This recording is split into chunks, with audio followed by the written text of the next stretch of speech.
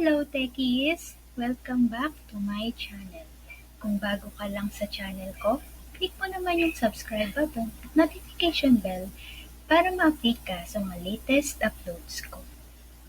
So, for today's video, I will teach you how to create a 3D pop-out photo effect using Canva.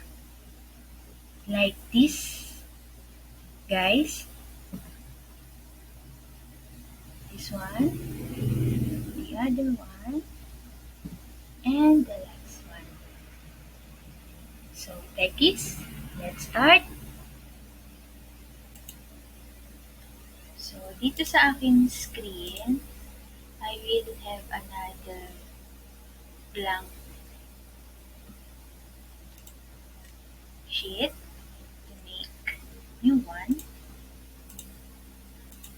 So, search lang ako ng photos here. So, guys, for sure, aware na yung iba sa inyo kung paano gamitin ang Canva based from my previous tutorials. So, if bago ka lang sa channel ko, I will post the links on the description box para ma-update ka din and mapanood mo siya after this. So, I have here my model photo. So, I just need to copy this and here, and then paste the other one.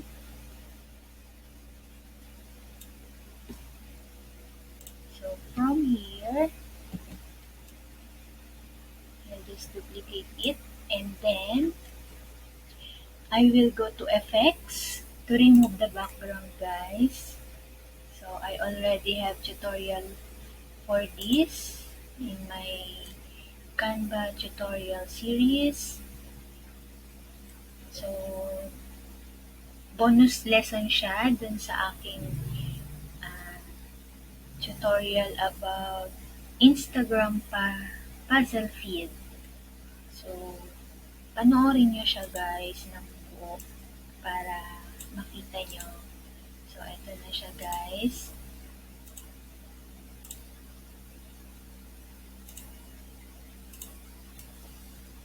Okay, I have here my... Ito na yung tinanggalan ko ng background. And then, I will send it to back. And then, I have here yung original, guys. Ayan siya, oh. Okay. And then, I'll just copy this, yung highlighted part, and post. And paste, I mean. And then, extend. And then, continue then. I mean, repeat, copy, and then paste here. And extend again.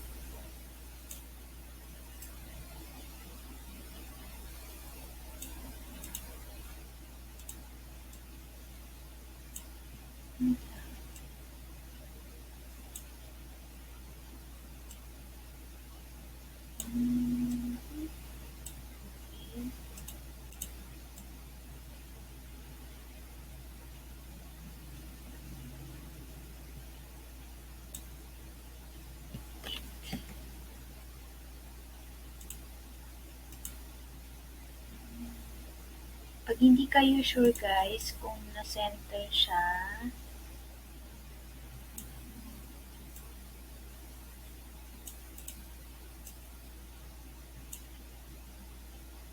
you can zoom in para kitang-kita nyo para malinis.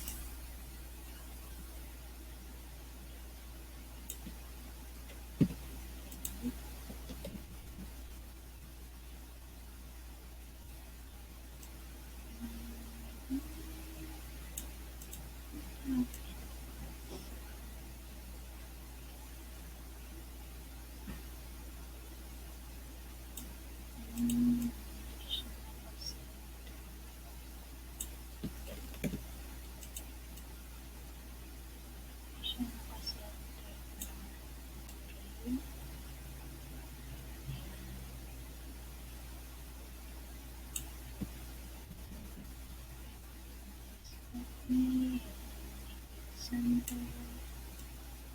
extend it.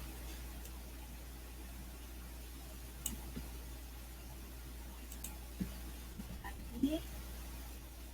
So, ganun lang yung kanyang technique guys para hindi maligaw. So, copy and then copy lang yung original and then yun yung ating pinaka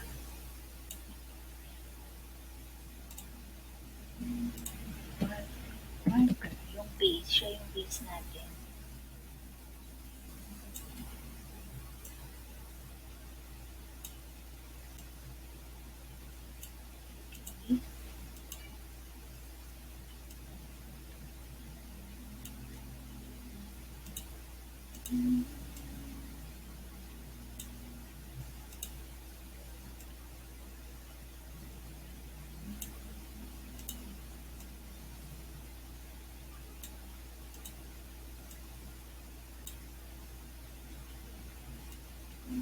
Okay, last one.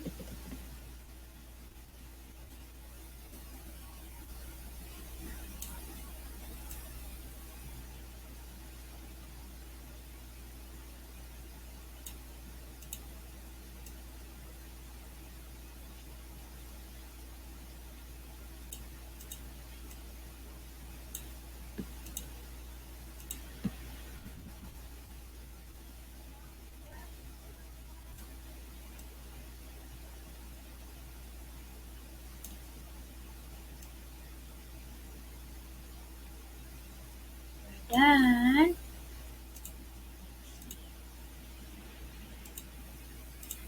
Okay.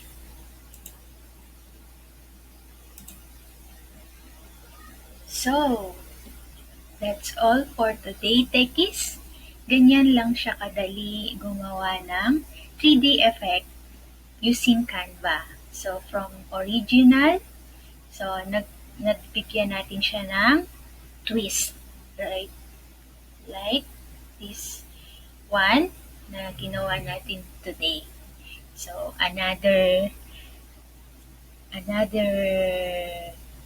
creativity ulit ang ating naituro sa inyo for today. So, keep on practicing using Canva guys at pag na-familiarize na kayo sa lahat ng kanyang mga pwedeng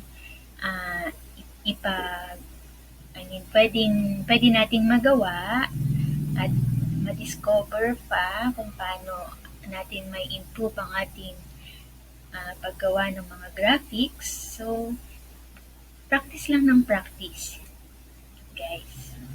So, kaya nyo ding gawin yung mga nagawa ko na to. And baka higitan nyo pa guys, right? So, that's all for today, techies. If you find this video helpful, please consider subscribing and share nyo na din sa mga kakilala nyo sa tingin nyo ay interesado para makatulong naman tayo sa kanila. Thanks for watching and see you on my next video. God bless everyone!